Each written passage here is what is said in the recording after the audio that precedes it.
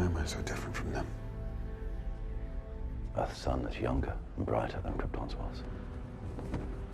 Your cells have drunk in its radiation, strengthening your muscles, your skin, your senses. Earth's gravity is weaker, yet its atmosphere is more nourishing. You've grown stronger here than I ever could have imagined. The only way to know how strong is to keep testing your limits. Hey guys, this is Fix Universe here, and here's a quick review of the recently rewatched Man of Steel movie. And first, we're going to get the criticism out of the way. There are two main things that I didn't like. There was the Lois and Clark's relationship.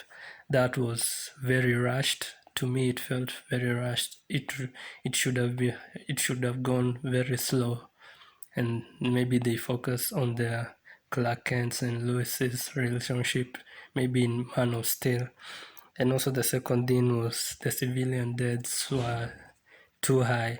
Though I understand in a fight between beings like Superman and Zod, it's difficult to keep the civilian casualties low. But I felt Superman's role, even in the comics, is the guy looking out for the normal people. So he tries to minimize the civilian deaths. So those are the two things that I didn't like about this movie. And so let's go to the things that I admired about this movie. I felt that it was a great beginning, and the title of the movie, Man of Steel, it perfectly, uh, it perfectly depicts the tone of this movie.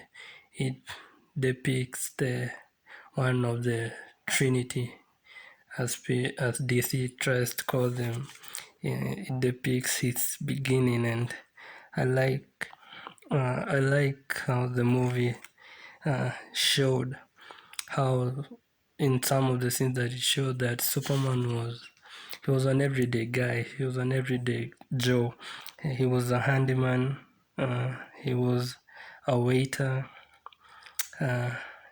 He was just a normal person that you may meet on the road. He's like one of those people that you meet with every day that they do normal jobs, and yeah, it felt very close to home. It felt close to. He became a relatable character in that sense. And also the other thing that I liked is when Superman was fighting with Zod's people, he didn't do it. He didn't do everything alone. He had help from the U.S. military. He had help from Lewis, and I felt that cooperation between a god character and the humans. It was very endearing to me. And I also liked the casting. The casting for this movie was perfect. Every character who played a role in this movie, they fit perfectly with whatever characters they were playing. Henry Cavill is amazing as Superman.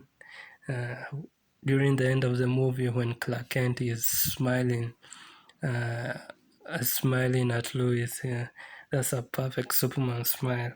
And also, I like the suits, both the villains and Superman suits. And I feel when you compare it with the other Superman movies, Henry Cavill, he has the Superman aura going on. He felt like Superman. The fight scenes feels like Superman. Uh, his beginning, it felt real, and uh, I wanted also to talk about the music score. Hans Zimmer always kills it, starting from the Dark Knight trilogy to Gladiator, now to Man of Steel, to Interstellar. He always kills it in every movie he puts on a score. It's always great. I also like the brief history of the Kryptonian civilization, how a society's choices sometimes may negatively affect their future, such as Krypton's decision to stop having natural birds and to start have plant population.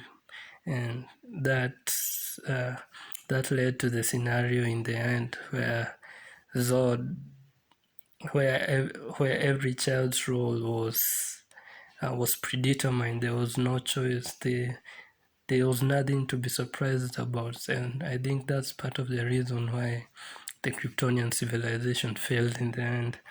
And also, there were some questions raised later on when you learn about the dead outposts that the Kryptonians had placed in different locations in the universe. And my question was, are all outposts dead? And I feel that question may be answered in the later movies about Man of Steel.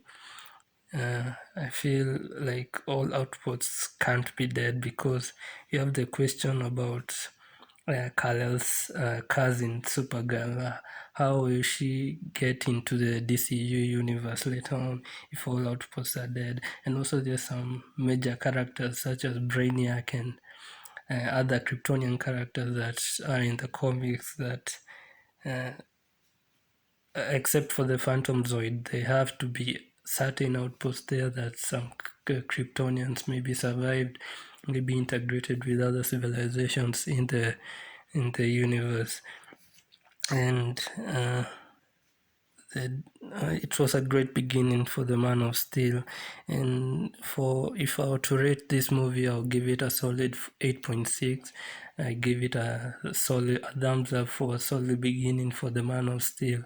And I recently watched Zack Snyder's interview, and he was talking about his vision for the Snyder Cut and his vision for Superman, and how uh, how he wanted his Superman to be, his beginnings to start from a relatable point of view instead of the movie starting with when he's already a hero, and I like that, uh, and I for any book or movie character or anything, I feel like the foundation for any literal work is very important. Like, you have to put a foundation of your character at a certain point, and then the subsequent plot points and other movies or other books, they have to build on that character.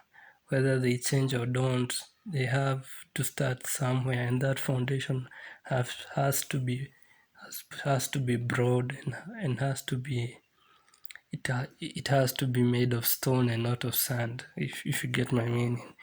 And so, for an in-depth review for the Man of Steel movie, you can go to WordPress.